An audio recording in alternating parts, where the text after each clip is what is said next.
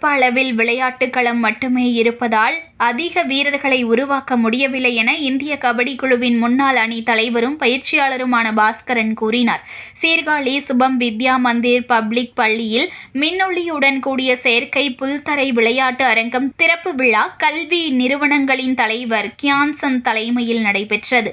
பள்ளியின் தாளாளர் சுதேஷ், விளையாட்டு அரங்கத்தின் நிர்வாக இயக்குனர் பிரதீப் முன்னிலையில் இந்திய கபடி குழுவின் முன்னாள் அணி தலைவரும் பயிற்சியாளரும் தற்போது பல்வேறு கபடி பிரீமியம் லீகில் பயிற்சியாளராக பணிபுரியும் பாஸ்கரன் மைதானத்தை திறந்து வைத்து பேசுகையில், தமிழ்நாட்டில் திறமையான வீரர்கள் இருந்தாலும் உரிய பயிற்சி பெற விளையாட்டு அரங்கம் போன்ற இன்ஃப்ராஸ்ட்ரக்சர் இல்லை.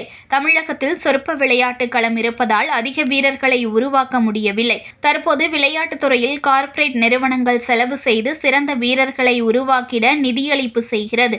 விளையாட்டில் சாதனை புரியும் வீரர்களுக்கு கல்வி மற்றும் வேலைவாய்ப்பில் அதிக சலுகைகள், முன்னுரிமைகள் அளிக்கப்படுகிறது. ஆகையால் மாணவர்கள் பல்வேறு விளையாட்டு துறைகளில் தங்களை வளர்த்து கொள்ள வேண்டும் என்றார்.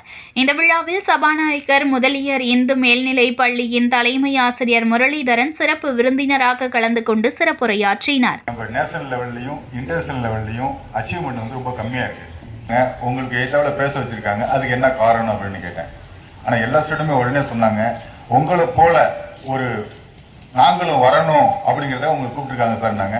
இது ரொம்ப நல்ல விஷயம். ஏன்னா நான் இந்த இடத்துல நிக்கிறேன்னாக்கா அது மாதிரி ஒரு அச்சீவ் பண்ண ஒரு சீஃப் கெஸ்ட் கேட்டதன் மூலமாக அவங்கள மாதிரி நம்ம வரணும், அந்த இடத்துக்கு நம்ம வரணும் அப்படின்னு நினைச்சு அதை மோட்டிவேட் பண்ணி வந்தது தான் நானும்.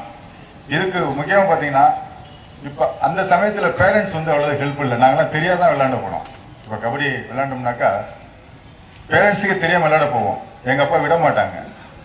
ஆனால் இப்போ வந்து பேரண்ட்ஸ் நல்லா சப்போர்ட் பண்ணுறாங்க, டீச்சர்ஸ் சப்போர்ட் பண்ணுறாங்க, மேனேஜ்மெண்ட் சப்போர்ட் பண்ணுறாங்க, பிடிஎஸ் சப்போர்ட் பண்ணுறாங்க. அப்போ வந்து ஒன்லி பிடிஎஸ் மட்டும்தான் எங்களை விளையாட விடுவாங்க. அந்த பிடிஎஸ் நல்லவங்களா இருந்து பிளேயர்ஸ் நல்லா இருந்தால் மட்டும்தான் பீரியடில் வந்து பர்மிஷன் கொடுத்து நாங்கள் வந்து ஒரு 2 மாதம் வந்து ப்ராக்டிஸ் பண்ணுவோம்.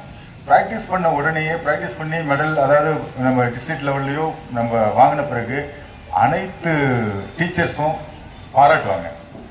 சூப்பர், நல்லா வந்துட்டேன், இன்னும் நல்ல பெரிய வரணும், இன்னும் இந்தியாவுக்கு விளையாடணும் அவங்க பாராட்டாங்க. அந்த பாராட்டுதல், அதாவது இந்த விளையாட்டுக்கு முக்கியத்துவம் கொடுத்து